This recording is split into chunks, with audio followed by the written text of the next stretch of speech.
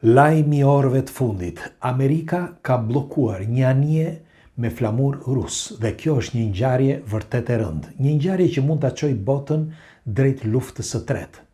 Nuk është një shaka, është vërtet shumë e rëndë. Do t'ja u them se përse. Ndaj doja që të flisja me ju sepse doja që ta diskutojmë së bashku, kisha vendosur të bëja një tjetër video, por sa po lexova lajmin doja që ta ndaja me ju. E lexova pas dreke lajmin sepse ka ndodhur në orët e mëngjesit. Anija është një anije petrolifere që transporton naftë. Dhe anija në datën 24 dhjetor ka marrë një leje speciale për një flamur rus. Pra të mbaj flamuri rus.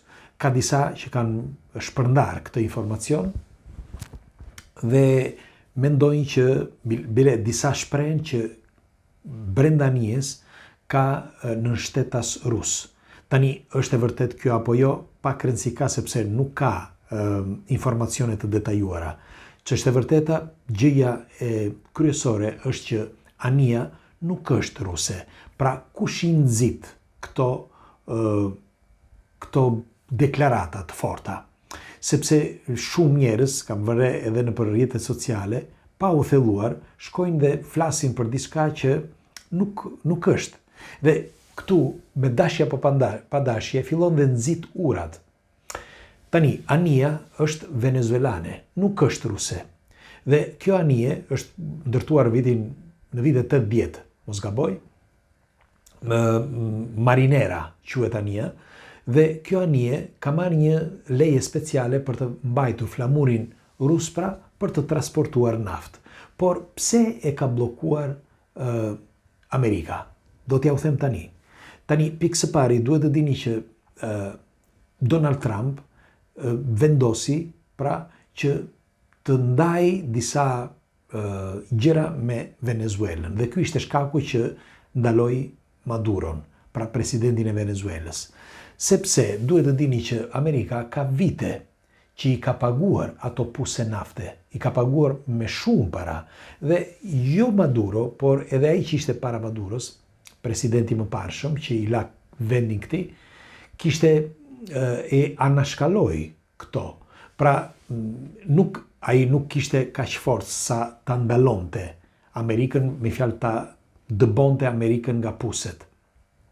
Sepse duhet të dini, për shembull, edhe në Shqipëri, edhe në disa vende të tjera, jo vetëm Amerika, por edhe vendet e tjera kanë pagojnë, blejnë pusin e naftës, blejnë naftën, apo blejnë edhe një central, apo çfarë të duan.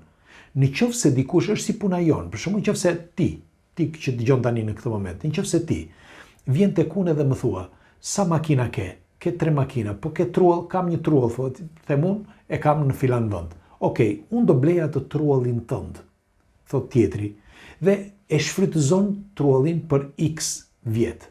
Pra, e njëjta gjë është edhe në trojës shqiptare që ka miniera, ka puse nafte që janë bërë kontrata. Dhe në këto kontrata që janë paguar 10 herë, pra i kanë paguar taksat shtetit, i kanë paguar çdo gjë, ti pse e le? Pra ti Venezuel, pse e le që ai të blej puset e naftës? Ti nuk mundesh sot që ti thuash atij ti nuk ke më punë këtu, sepse ai ka paguar. Pra, të njëjtat, unë po e thjeshtësoj që ta kuptojnë shumë njerëz sepse nuk e kanë kuptuar. Bëra në një video të mparshëm ku thoshe që sepse disa thanë, jo, sepse Amerika vjedh, ç'lidhje ka? Ti pse, me fjalë Venezuel, pse i dhe naftën? Pse e le që të pagoj? Pra, në qoftë se ai nuk do paguante, ti nuk do lidheshe fare me të. Pra, në momenti që ai ka paguar, ti u lidhe me të. Dhe çfarë ndodhi? Maduro donte që ta nxirte jashtë Amerikën, sepse tani duke patur mbështetjen e fortë të Rusisë dhe të BRICS-it, që është gjëja më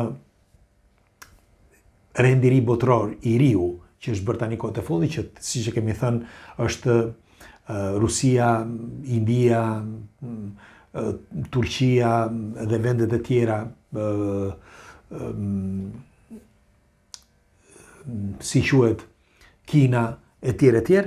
Pra të gjitha këto janë në një rend të ri, ndryshe nga rendi i ri që ishte më përpara, ose rendi i ri i vjetër, si mund të quhet. Dhe tani, këta, duke qenë të gjithë bashk, Maduro mendonte që këta do ta mbronin. Në fakt, ai ministri i jashtëm kinez u hodh më njëherë dhe thot lironi Maduron. Mirë po, ka disa rregulla. Në fakt, njëri nga këto rregulla, siç ju thash, është ky, që duhet ti përmbahesh disa kontratave. Dhe kontratat që nuk i ka përmbajtur, siç thash në këtë rast Venezuela, u detyrua Amerika që të kapte pikërisht fajtorin, pra atë, dhe tani të kontrolloj Venezuelën ose ndoshta dhe puset e naftës të tjera. Tani, çfarë ndodh? Nga momenti që sepse ja u thash këtë, sepse nga momenti që me aq sa di, nuk është se kush e di se çfarë di, por këto janë informacione që i gjeni. Megjithatë, të përmbledhura janë këto në sintezë. Tani, meqense gjendet këtu tani, si quhet Donald Trump, ai nuk lejon njëri tjetër që të marrin naftë tek puset e naftës, sepse siç e tha dhe vet, puset janë paguar nga shteti amerikan dhe janë të përbashkëta, pra në një kontratë të përbashkët, dhe për çdo gjë një ortak duhet të di se ku do shitet nafta, ku i do t'i shitet nafta dhe sa do shitet nafta, se është ortak. Pra, Amerika është ortake. Dhe në këtë rast, pra, ndalimi i kësaj anije me flamur, ndonse me flamur rus, ata e kanë ndaluar sepse për ta është kundër ligjit. Pra, kundër ligjit që dikush të shkojë të marrë naftën dhe ta çojë në Rusi. Në fakt, ç'është e vërteta, rusët nuk duhet ta kishin bërë këtë. Pra, që t'i jepnin flamurin rus. Që të mbante flamurin rus, kjo anije, që e kanë bërë datën, ja kanë dhënë këtë të drejtë në datën 24 dhjetor, dhe të çojë naftën në Rusi. Nuk diskutohet që nafta mund të shkojë ku të dojë, se kush mund të shesi ku të dojë, por jo pa të drejtën e ortakut. Pra, në sintezë, le të shikoj, sigur ta bëjmë këtë në një ortakëri mes nesh. Unë me dikë tjetër kemi një shoqëri, shesim naftë. Dhe ai tjetri, në qoftë se unë nuk dua, për shembull, atij nuk do t'japim njërit, sepse unë nuk dua. Ti po deshe, për shembull, ndoshta e jep, por nuk do e japësh atë naftë që kemi nxjerr. Mund të japësh rezervat që ti ke, por jo naftën, pra rezervat personale të tuat, por jo naftën që nxjerrim së bashku. Më kuptoni apo jo? Pra, ky ishte shkaku. Por ka dhe një diçka tjetër që doja t'ja u thosha. Urdhri është dhënë nga Pentagoni, nuk është dhënë nga Trumpi. Dhe këtu të bën të mendosh që ndoshta dikush tjetër ka dhënë urdhër. Pra, nuk e ka dhënë Trumpi, por dikush tjetër. Dhe të urdhrin e mori dhe e zbatoi kapua, shefi i madh i Pentagonit, pra Pete Hegseth, si quhet. Dhe ky Pete e shkruajti të zezë mbi të bardhë në X, pra në platformën X, duke thënë që askush nuk mund të marrë naftë pa leje, pra pa të drejtë. Është e thjeshtë ajo që ja u thash më përpara. Dhe duhet kuptuar. Megjithatë, siç u thash, unë doja ta diskutoja me ju, sepse unë mendoj që në këtë rast nuk është vetëm shitja apo problemi, shitja e naftës apo problemi i këtyre